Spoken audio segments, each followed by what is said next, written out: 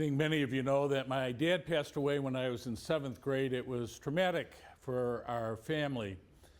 And one of my favorite memories of my dad is on Sundays we would go visit my grandmother. And the whole family would pile into the car. Mom and Dad, my 2 sisters, my brother and I.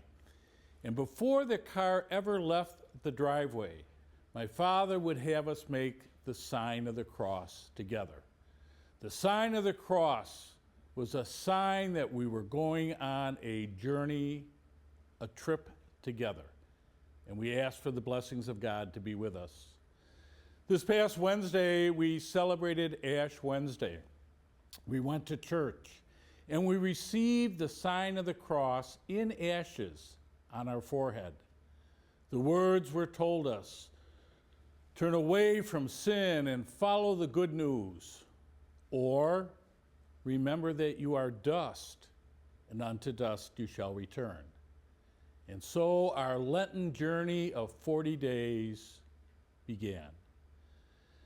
During the Lenten season, the church gives us 3 disciplines to follow, simple and difficult at the same time, but they're a wonderful guide into this holy season: to pray, to fast, and to do acts of kindness and charity for one another. The disciplines of Lent, to help to purify our minds and our bodies and our spirits as we draw closer to the Lord and one another. In the gospel today, Jesus is led out into the desert by the Spirit. How important that is. God is with Jesus in every moment of life, and he's tempted by the devil. We all know the story.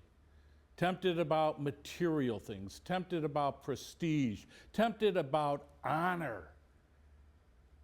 And Jesus says no to all of it. Jesus knows that the source of life, the source of love, the source of his ability to do the work of the gospel comes from his Father.